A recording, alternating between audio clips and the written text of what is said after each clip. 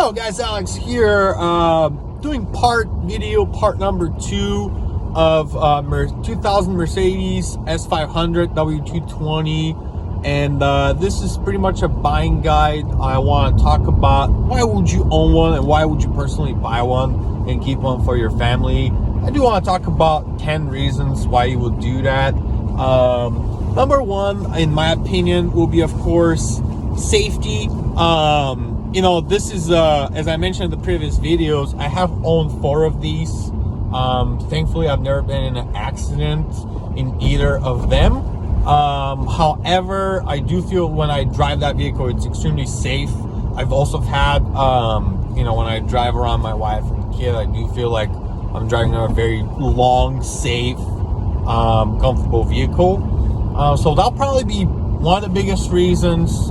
Very safe. There's airbags all over, of course. The steering wheel, dashboard, curtain airbags. You have airbags in the doors and also in the rear. Also the steel, it's a very heavy vehicle, and the steel materials are very good. So it's definitely a very safe vehicle in my opinion, especially if everything working properly, if the suspension is solid, if you have good tires on it, which I recommend you do. And if no airbag lights are on, or no ABS lights or traction control lights or anything like that are on, this is going to be extremely safe vehicle to drive. That's the first reason. Second reason will be comfort. Of course, these are, in my experience, are one of the most comfortable vehicles out there. I do believe probably the W140 Mercedes S-Class, which is the previous year model, in ways some of them are an idea more smooth and comfortable for some people, but in my opinion this is literally one of the smoothest vehicles out there to drive, ride in, not just for long journeys alone, as it's famous. Also, I mean, just for a daily like city driving, I think this is a great vehicle as well. So comfort will be number 2. Of course, this vehicle is located in Seattle, Washington. Is the long wheelbase. Majority of the W220s in the North American market are long wheelbases. But even the short wheelbase is actually very comfortable, very spacious in the back as well.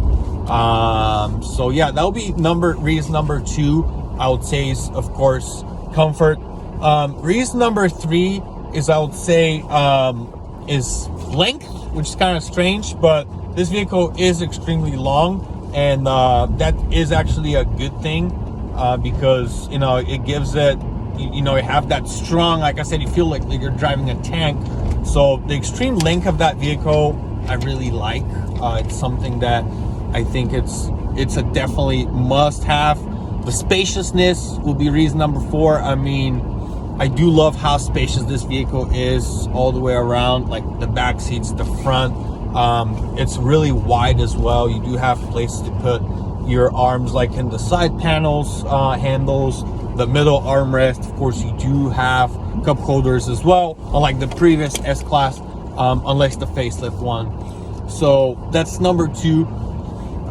Excuse me, number 4. Number 5 will be features. I mean, these cars really, it's either, of course, blind spots, standard backup cameras, and some of the new safety technology most vehicles have, really beat features that most vehicles have in first century. I mean, this particular one has the heated seats, the cooling seats, rear heated seats, memory seats, massage seats, that's front and rear, which is, you know, quite a bit, especially for the year 2000. Of course, adjustable suspension, 3-way climate control. You have electrical sunshade in the back, as you guys can see. This particular one, mine has the front and rear parking sensors available as well, which is very nice. Something feature I really love. You have sport, summer and winter modes of driving, power folding mirrors, so on. It even has the headlight sprinkler unit on mine, and it does work too. So as long as all power, vacuum, soft close, I mean, anything you can think of, really. There's not a whole lot that brand new flagship vehicles that run 6 figures have much more than that. Of course, that's probably the reason number 5. Ride quality is reason number 6. I will pinpoint though that that really does depend how the vehicle was kept. And also it does depend if the suspension is in a good condition, if the struts have been replaced, if the control arms have been replaced, if it has been aligned, if the inner and outer tie rods have been replaced. So all that stuff matter for sure. And those will depend how the vehicle ride quality will operate. Then I would probably say custom options. There's a lot of stuff you can do with these. Of course, you can lower them. You can put different kinds of wheels.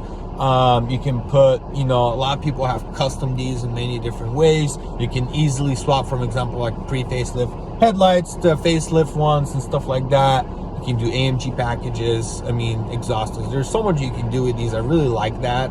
And number 8, this is one of the last things, but it's very important: reliability. I actually think this is, like I said, I've owned 4 of these. I actually believe these vehicles are pretty reliable, especially for what year, depending on how they were kept, but also what you're comparing it to. If you're comparing to BMW 7 Series, Lexus, or the Audi A8, probably the Lexus will be the most reliable one naturally. But then will be the Mercedes-Benz. Of course, in my personal opinion, BMW or Audi tend to require a little more maintenance. So I tend to say they're a pretty reliable vehicle for what you're comparing it to. Of course, cannot compare it to a brand new base model to a Corolla. So you have to compare it to something from that age and that style and that size. Number 9 is weight. Of course, weight, it relies to safety, comfort, and all that. Very safe, very firm on the road. You can get the 4MATIC in these, which I would recommend. I've had one of these and it handled extremely well. Very firm, very stiff on rain, even snow, and anything like that. I was pretty impressed actually from the 04 S430 4MATIC I had. It had more miles than I would like. I had 140, so I'd rather have lower mile rear wheel drive one than a higher mile 4-wheel drive one.